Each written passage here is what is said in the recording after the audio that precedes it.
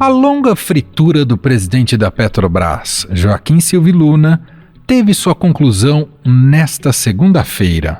Todo mundo no governo, ministros, secretários, diretores de empresas, presidentes estatais, podem ser substituídos. O general da reserva do Exército, que estava há 1 ano no cargo, foi rifado após Bolsonaro ser taxado como grande vilão da alta dos combustíveis. Nos mercados internacionais, o barril do petróleo está sendo negociado a cerca de $130. Com o aumento das tensões, o preço pode subir ainda mais. Silvio Luna vinha desafiando Jair Bolsonaro nas últimas semanas ao não ceder às pressões do presidente por causa da política de preços da empresa. E perguntei ali pro frentista que tinha aumentado o diesel, tinha um pouco mais de 90 centavos. E se já tinha reduzido 60 centavos nossos? Não. E hoje continua a mesma coisa. Ou seja, por um dia, se a Petrobras tivesse esperado, teríamos apenas um aumento de 30 centavos no preço do diesel. Para tentar amenizar o desgaste político, Bolsonaro indicou Adriano Pires, que é diretor do Centro Brasileiro de Infraestrutura. O economista Adriano Pires foi indicado pelo governo para assumir o comando da Petrobras. Essa indicação aconteceu nesta segunda-feira, logo após surgir a informação vinda de Brasília de que o general da reserva Joaquim Silvio Luna seria demitido. A escolha de Pires é uma sinalização pró-mercado financeiro, cujos investidores cobram a manutenção da política de reajuste de preços da Petrobras, que segue a tendência do mercado internacional. O nome foi costurado pelo próprio ministro de Minas e Energia, Bento Albuquerque, que trabalha pela adoção de um subsídio temporário do governo para diminuir essa alta. Mas se engana quem pensa que Adriano Pires foi colocado lá para facilitar uma política de contenção de preços da companhia.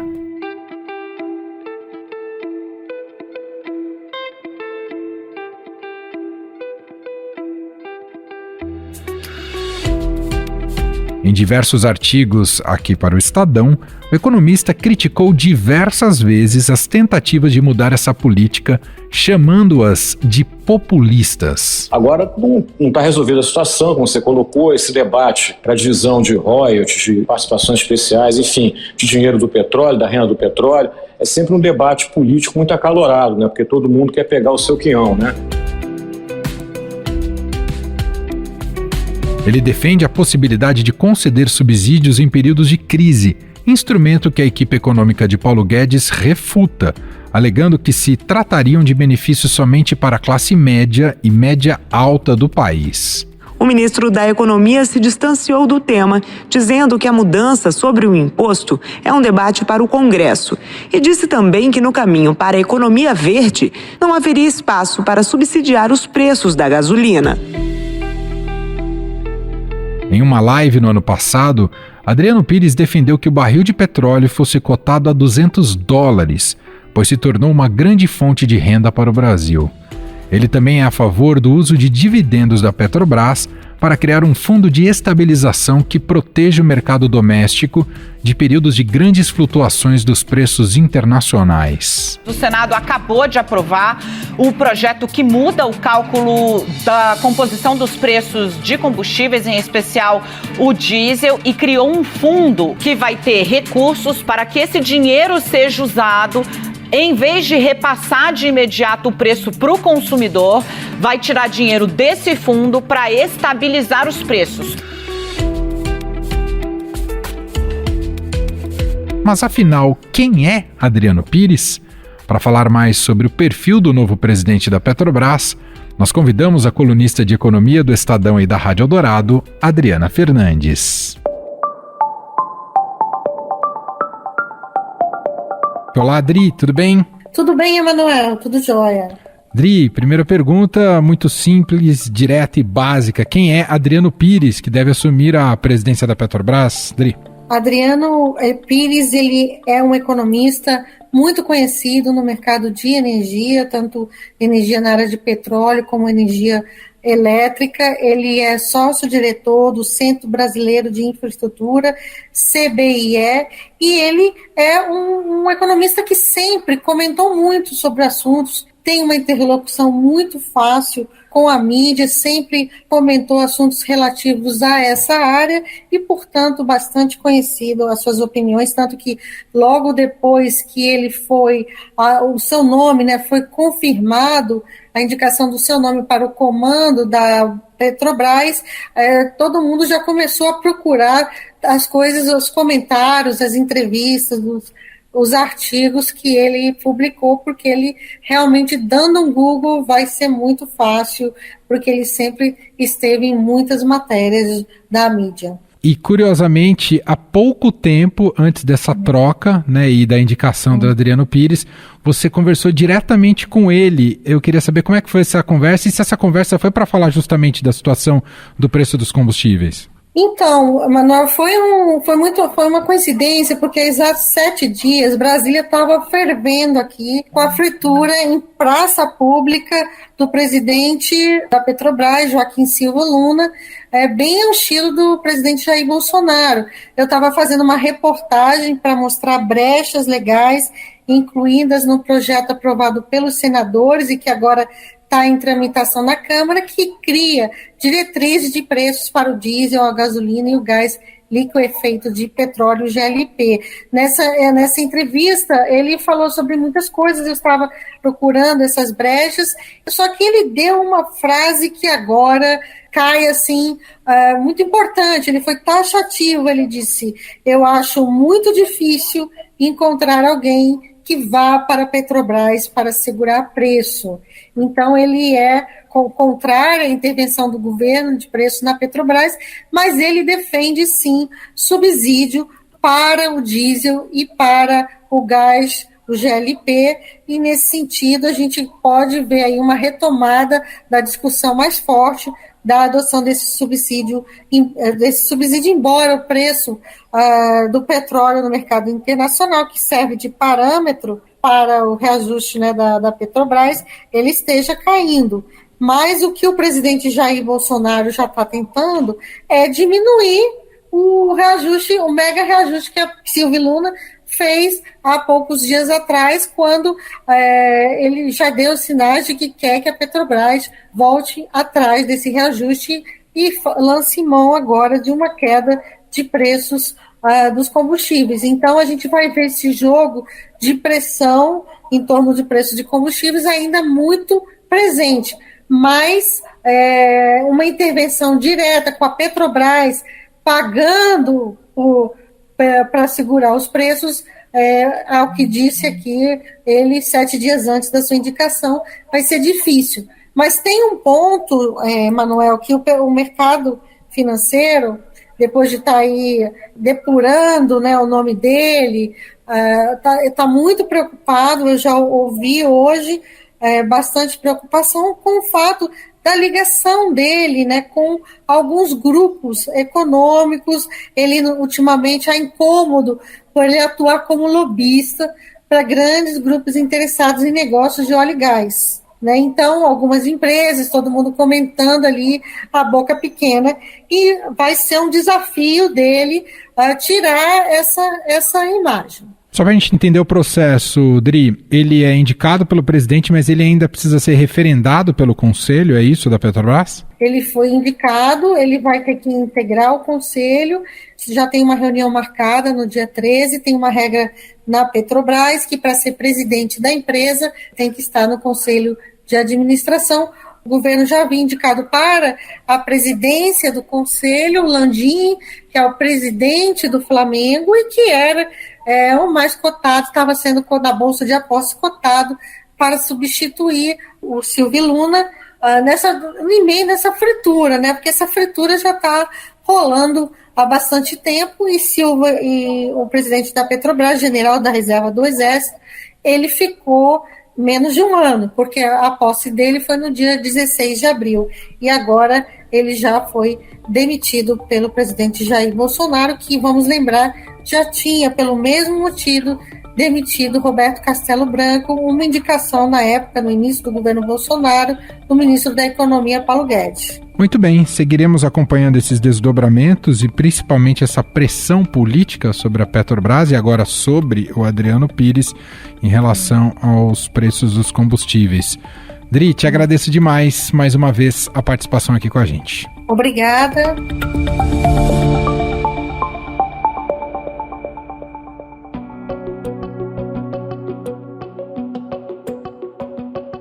Ainda sobre a dança das cadeiras na Petrobras, o presidente do Flamengo, Rodolfo Landim, foi indicado para a presidência do Conselho Administrativo da empresa.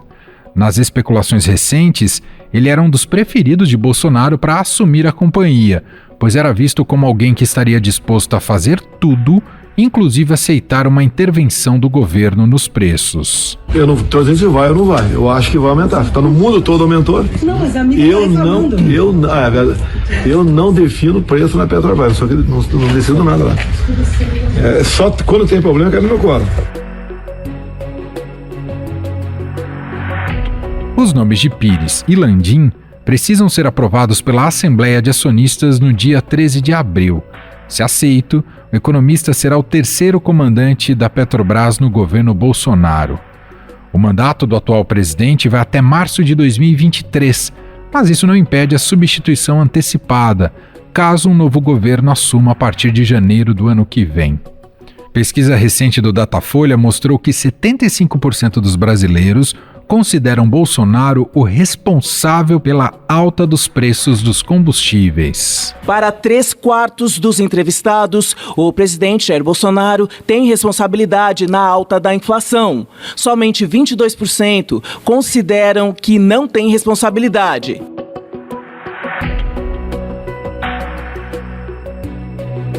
Os combustíveis estão entre os itens que mais pesam no cálculo da inflação, medido pelo IPCA, que nos últimos 12 meses acumula alta de 10,54%.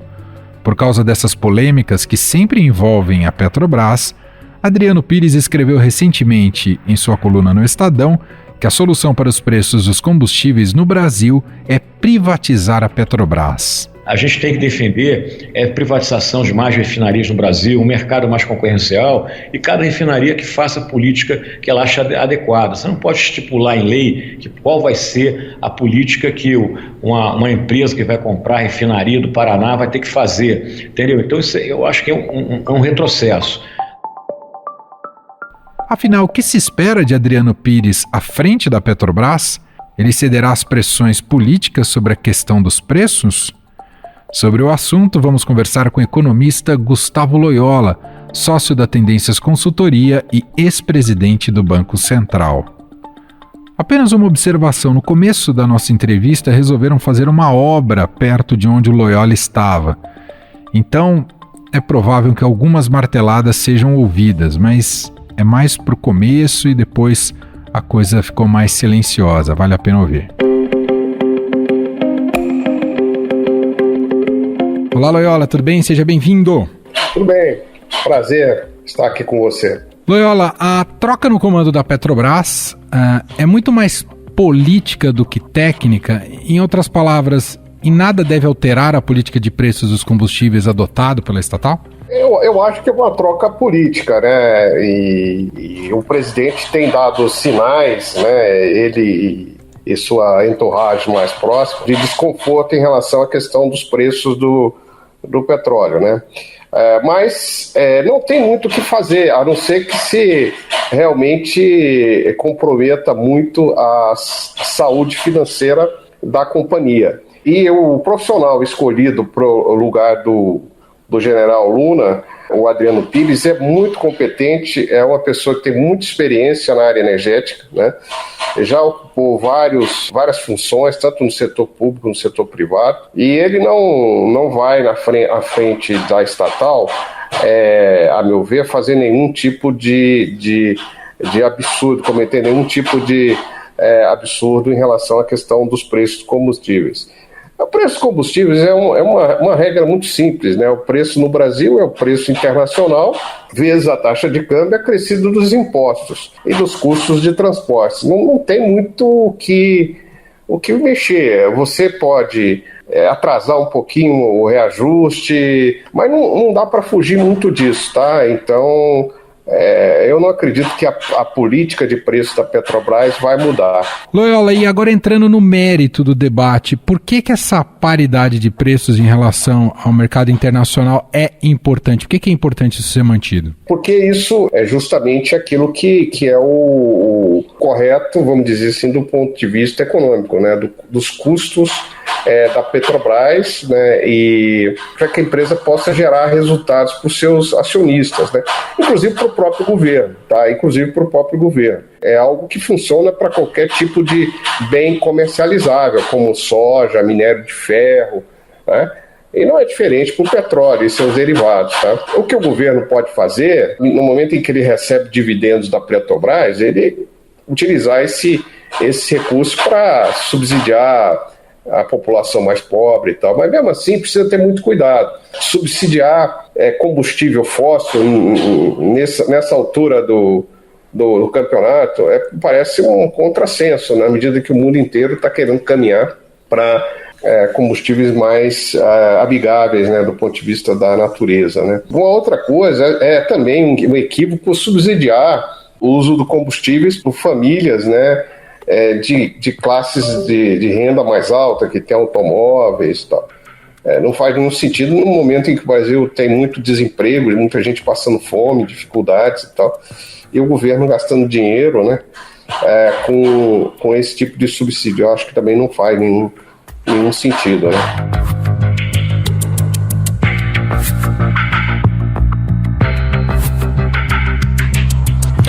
O Adriano Pires, né, que vai assumir a presidência da Petrobras, ele em artigo aqui para o Estadão, e o senhor comentou um pouco, ele defendeu a criação de um fundo de estabilização, né, justamente para segurar preços mais elevados. Um projeto, inclusive, que já foi aprovado pelo Senado Federal, mas ainda está parado na Câmara. Esse seria um dos principais instrumentos para justamente não penalizar, o que você comentou até agora, as camadas mais pobres da população, ou é preciso ir com muita cautela em relação a isso, Loyola? Eu entendi que o Fundo de Estabilização é algo mais para suavizar a flutuação do preço, né? E ele deve funcionar nos dois sentidos, ou seja, quando o preço cair também, o preço internacional, o preço aqui não deve cair tanto para compensar justamente o fundo quando ele teve que absorver outras perdas, tá? Eu acho a ideia, assim, vamos dizer, ela tem a sua engenhosidade, mas não vejo que isso vai alterar fundamentalmente o problema, tá? Eu acho que o problema não é o excesso de volatilidade dos combustíveis. Claro que existe esse problema também. O grande problema hoje é que os combustíveis estão caros. Estão caros por uma série de razões. A mais recente delas, o conflito entre a Rússia e a Ucrânia, né?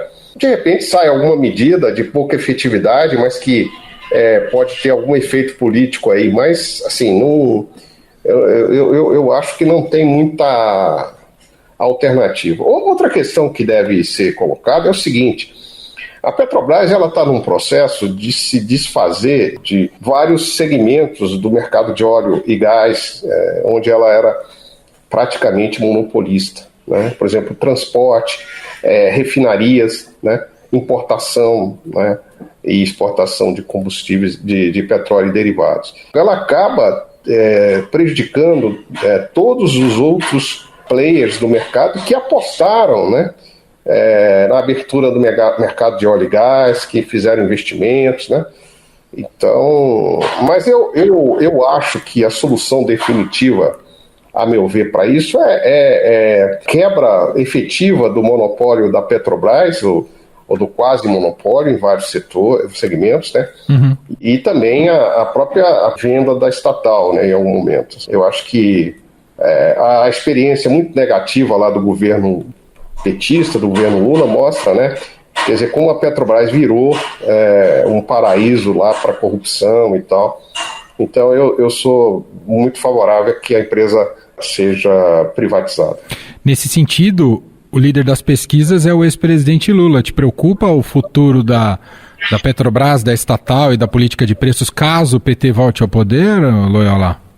Sim, me preocupa bastante, porque a gestão da Petrobras durante os governos petistas foi desastrosa. E desastrosa não apenas do ponto de vista da corrupção, mas desastrosa dos próprios investimentos no mercado de óleo e gás, né? Desperdício de recursos, coisas do arco e da velha sendo feitas, né? Por exemplo, a compra de uma refinaria nos Estados Unidos, uma refinaria velha, investimentos em plataformas, super investimentos em a ideia de construir navios no Brasil, de uma alta ineficiência, muito caros, né? Então, a ideia de fazer política industrial às custas da Petrobras, né? A política de incentivo à produção nacional de maneira aloprada, sem nenhuma base, né? Então, não foi só a corrupção, né, que trouxe o excesso de endividamento que a Petrobras estava, né? Quando o ex-presidente Temer assumiu e colocou no comando da Petrobras o Pedro Parente, ali começou um grande esforço de redução do endividamento da companhia, né? E que depois foi continuado pelos seus sucessores, inclusive o Roberto Castelo Branco, que fez também um movimento muito forte nesse sentido e fez uma gestão, ele estava fazendo uma gestão muito competente quando foi retirado pelo presidente, né?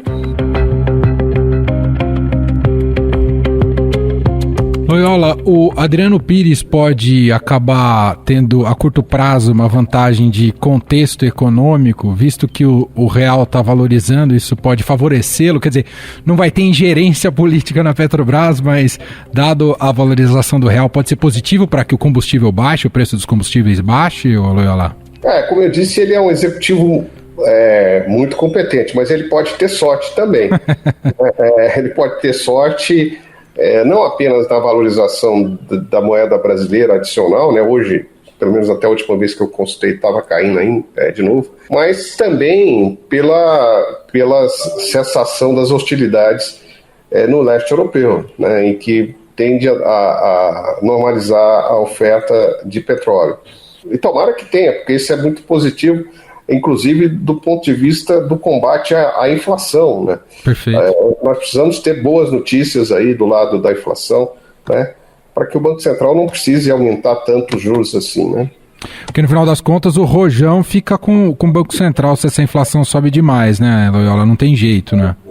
Não tem jeito, porque o Banco Central, ele, por mais que ele, vamos dizer assim, ele identifique que existe um choque de oferta e tal, que é uma coisa externa ao Brasil, ele não pode deixar que haja uma propagação, né, desse aumento dos combustíveis de maneira desenfreada pela economia, porque aí a inflação, né, sai do controle. E a inflação já está além do teto da banda, né, e a sinalização é que ela vai continuar ainda muito alta este ano. Então, assim, de fato, seria uma boa notícia, né, que com os combustíveis caíssem de preço e a nossa moeda também se apreciasse, né? Uhum. Só para a gente fechar, Loyola, o senhor comentou um pouquinho durante a nossa conversa, mas queria reforçar mais uma vez esse tema. Não há saída que não passe pela troca da matriz energética. E a Petrobras também tem um papel nisso, não tem, Loyola? Sem dúvida, né?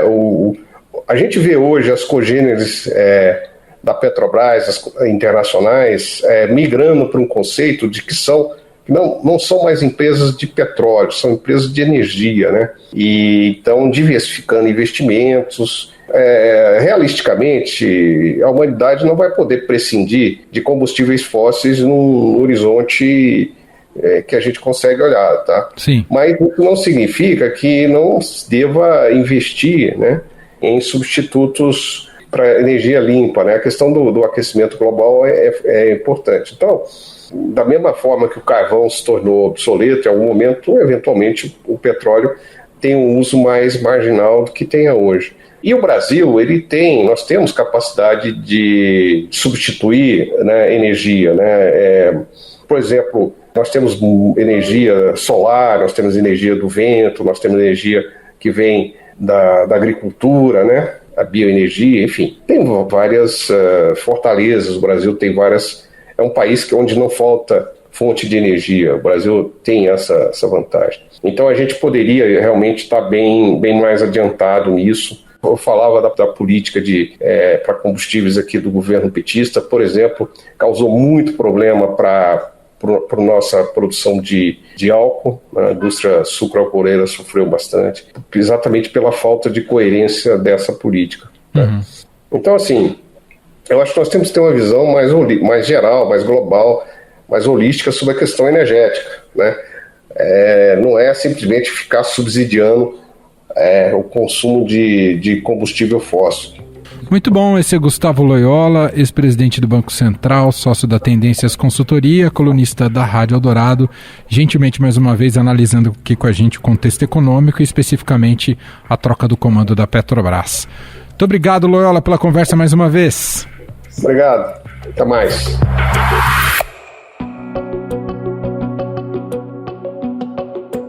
E este foi o Estadão Notícias de hoje, quarta-feira, 30 de março de 2022. A apresentação foi minha, Emanuel Bonfim.